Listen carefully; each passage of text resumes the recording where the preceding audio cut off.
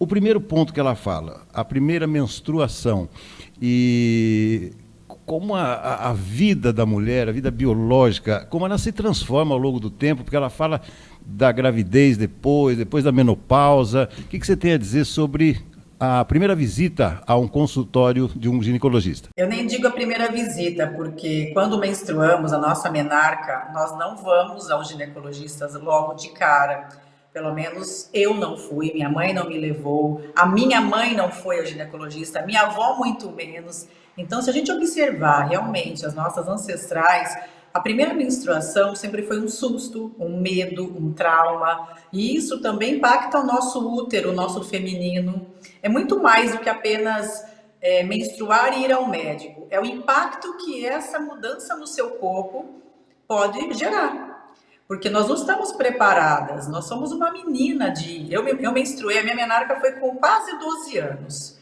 Então a gente é uma criança ainda brincando de boneca, né, Roberto? Então, assim, menstruar é alguma coisa que ou você recebe isso como um presente da vida, ou você acha isso muito ruim, muito desagradável, e você até pode chorar porque está menstruando. Tem mulheres que falam que quando menstruou, ela chorou o dia inteiro porque ela não queria. Então ela negou o seu feminino ali na menarca já. Isso pode impactar a sua vida reprodutiva. Você pode estar ali com a tua energia feminina já de uma certa forma prejudicada. Então é um assunto bem profundo falar disso. E porque a maioria das mulheres não vão ao ginecologista quando menstruam. Só quando você tem algum ciclo irregular.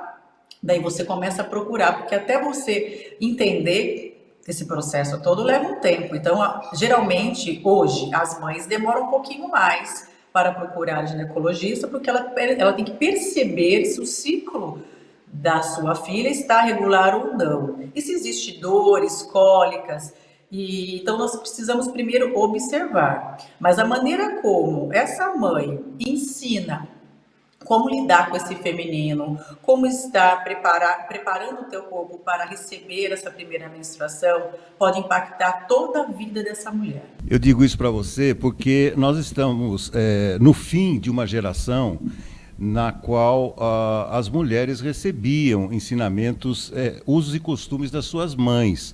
Não havia tanta disseminação de conhecimento médico, digamos aí, há 50 anos atrás, mais ou menos. Mas hoje, com acesso à internet, com acesso à saúde um pouco melhor, essas mães de hoje, comparativamente às mães do passado, em tese elas seriam melhor informadas sobre isso, Leilani? Ou ainda existe tabu, preconceito, desinformação? O que você tem a dizer? Olha, pasmem, mas ainda existe sim a falta de diálogo entre mãe e filha, porque precisa realmente abordar esse assunto íntimo. E tem mães que tiveram mães muito caladas, muito tímidas para falar sobre sexo, sobre menstruação, sobre droga, sobre tudo na vida.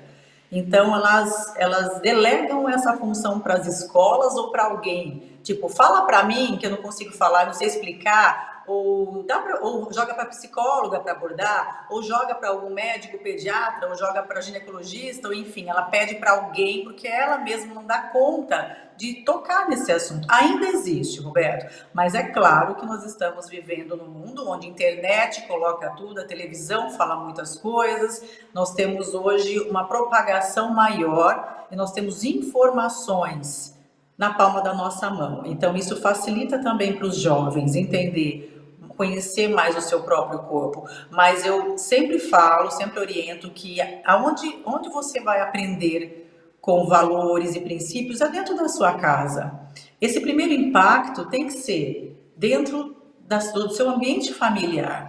Pai e mãe têm que conduzir isso, porque lá fora nem sempre são colocados os valores e princípios que você determina como saudável para o seu filho. Nem sempre um vídeo ou alguma live ou algum vídeo no YouTube vai ser tão instrutivo e tão valoroso para o teu filho. Ele precisa ouvir isso da mãe. A menina precisa ter esse contato com a energia materna. Quem é? Sua mãe. Ela precisa receber esse carinho, essa nutrição que vem da mãe, porque ela vai se sentir nutrida.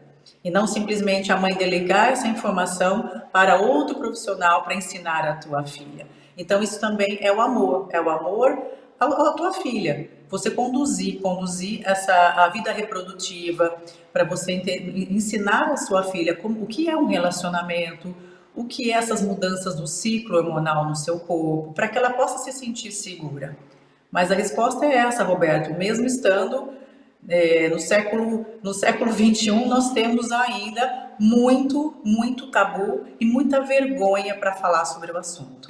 Toda vez que eu vejo um artigo que se relaciona à intimidade feminina, eu leio, estudo bastante, até porque eu tenho esposa e compreendendo as oscilações e os problemas que podem acontecer com a mulher, a gente se torna uma pessoa mais compassiva, mais compreensiva, e não acha como muitos homens já são até hoje, entre aspas, né? Isso aí é frescura de mulher.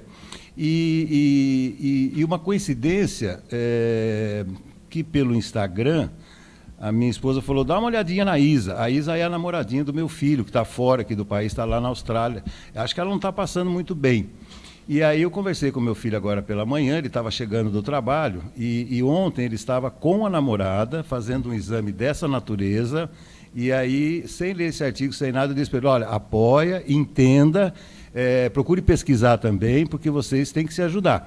Então, esse tabu que o próprio homem tem de não saber das, entre aspas, coisas da mulher, é uma grande bobagem. O homem tem que ser parceiro da mulher nesses momentos, né, Leilani? Sim, porque TPM é doloroso para o corpo da mulher e impossibilita ela muitas vezes de trabalhar, de tomar decisões, de sair de uma cama.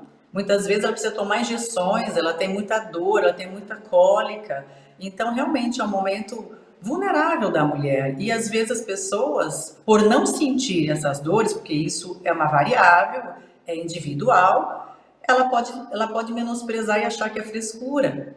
Então, nós precisamos acolher esse sentimento, principalmente o parceiro, o namorado, o marido, entender que isso não é uma frescura e precisa avaliar. Precisa saber se tem um mioma, fazer um transvaginal. Então, é importante entender do corpo da mulher e como funciona nesses períodos. Para também pegar mais leve, né, Roberto? Porque senão você começa a chamar de chata uma mulher que está no período menstrual. Porque imagina, todo mês ela menstrua, todo mês ela sangra, todo mês ela tem ali uma reação hormonal dentro do seu corpo. Poucos dias do mês ela tá normal, para falar a verdade, tá? Poucos dias do mês nós somos normais. Então é preocupante para uma relação isso, quando não existe esse diálogo aberto e esse acolhimento. Então leva um chazinho para ela, faz uma massagem, deixa ela relaxar, deixa ela ficar um pouco mais tempo ali deitada. Às vezes precisa de algum medicamento, precisa procurar rever a sua alimentação, porque conforme a sua alimentação você também pode potencializar todo esse processo doloroso de inchaço abdominal. Então, a alimentação é fundamental. Você observar o que está te inflamando, o que está favorecendo esse desconforto. Então, eu sempre falo, aliado a ginecologista, é importante você também procurar uma boa nutricionista funcional, porque você pode estar tratando assim, a endometriose, outras disfunções com alimentação também. Então, gente, é uma equipe multifatorial que pode estar atendendo. Você precisa trabalhar o autoconhecimento, uma boa nutrição funcional, ir a um bom ginecologista para fazer esses exames prévios, para detectar se há alguma disfunção pélvica, se existe algum mioma, uma endometriose, para que você está sentindo um desconforto maior. Então, investigue a fundo, a raiz do problema. Mas eu falo que é corpo e mente integrado, não é simplesmente o ginecologista.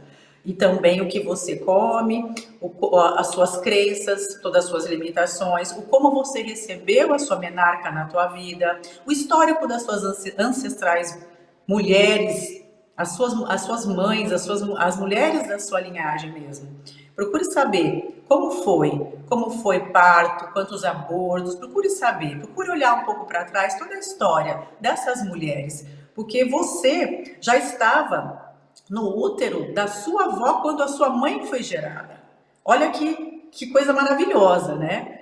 Então, ao contrário dos homens, O óvulo, ele já estava lá dentro e ele continua perpetuando a espécie. O esperma não. Mas nós, como óvulos, já estávamos lá na barriguinha da nossa avó.